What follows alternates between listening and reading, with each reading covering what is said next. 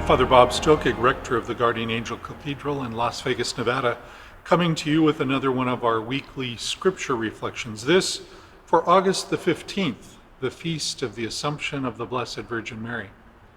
This feast displaces a Sunday in ordinary time. In our liturgical life, when a feast of the highest order, which we call a solemnity, falls on one of the Sundays of ordinary time, the readings regularly scheduled give way for the readings of the feast. And so today we reflect on Mary's role in the mystery of our salvation. In the gospel, it's divided into really two sections. The first section is Mary visiting her cousin Elizabeth. And in that encounter, Elizabeth's own pregnancy literally springs up for joy as the baby begins to dance for joy in her womb. It's very evocative of a scene in the Hebrew scriptures where David is at the Ark of the Covenant, which is the sign of God's presence among God's people in his time. He is so overjoyed in the presence of the Ark that he begins to dance.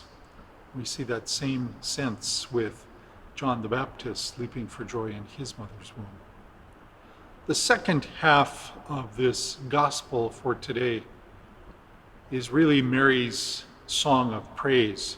It echoes too from the songs of women in the Hebrew scriptures, from Miriam in the book of Exodus, from Hannah in the first book of Samuel, and from Judith in the book of Judith.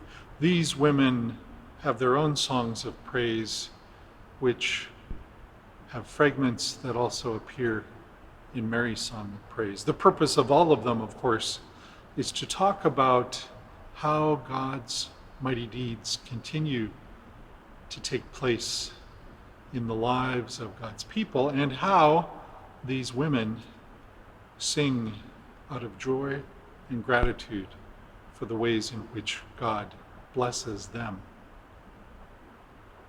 Our church talks about Mary as the model disciple, the one upon whom we should base our own discipleship.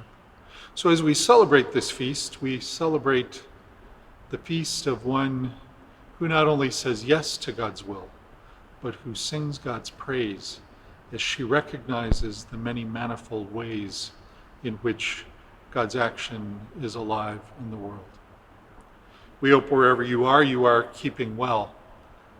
We want you to know that here at the Guardian Angel Cathedral, we keep you and your families in our prayers, and we ask you to do the same for us until the day comes, one day soon, we hope, when you can join us here at the Guardian Angel Cathedral.